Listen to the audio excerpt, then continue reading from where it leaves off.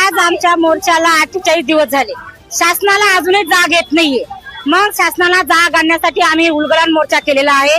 जर याच्याने तरी जाग आलं नाही तरी आम्ही पायी मोर्चा मुंबईला जाणार आहोत. आमच्या फक्त दोनच मागण्या आहेत की त्या म्हणजे 21 मे 2025 चा जे GR त्यांनी काढला आहे बाह्य शुल्काचा तो त्यांनी तात्काळ रद्द करावा आणि 24-25 ला जे कर्मचारी हजर होते त्या शाळेवर त्यांनी रोजंदारीने आदेश द्यावे आणि परत आपल्याला आपल्या शाळेत समोर आंदोलन सुरू तरी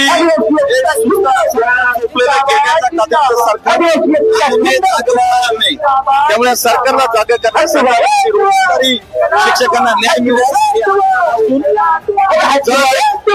शिक्षकांना न्याय मिळेल आंदोलन केलं जाईल.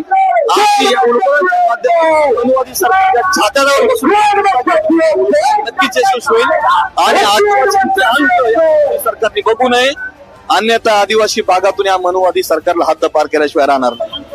मोर्चाचं उद्देश म्हणजे असा, सकल समाज आदिवासींच्या न्याय हक्कासाठी हा जन आक्रोश आंदोलन आहे.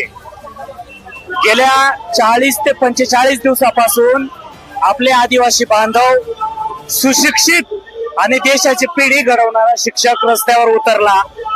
त्यांचे न्याय हक्क कडे शासन दुर्लक्ष करत आहे. मग त्याच्यामध्ये आदिवासी समाजातील लेकरं रडत पडत कर्ज फेडत अशा पद्धतीने शिक्षण घेऊन तो रोजंदारी ताशिका तत्वाने आदिवासी विकास विभागा अंतर्गत आश्रम शाळेमध्ये तो कार्यरत होता. त्यांचा रोजगाराचा प्रश्न यांनी बंद केला. तो GR काढला. 35 कोटीमध्ये ह्या शिक्षक लोकांचं भागत होतं. तो 84 कोटीची निविदा यांनी बाह्य कॉन्ट्रॅक्टदाराला काढली. तो GR रद्द झाला पाहिजे आणि या रोजंदारी शिक्षकांना पूर्वीप्रमाणे आदेश देऊन त्यांना कामावर हजर करण्यात आलं पाहिजे. त्याचबरोबर वन अधिकार कायद्याची अंमलबजावणी झाली पाहिजे. संविधान वाचवल्या पाहिजे आणि आज हा आदिवासी समाज जागा झाला. जर जागा झाला नाही तर पुढे मात्र लय अवघड होणार आहे आणि म्हणून हा सकल आदिवासी समाज आज रस्त्यावर उतरलाय.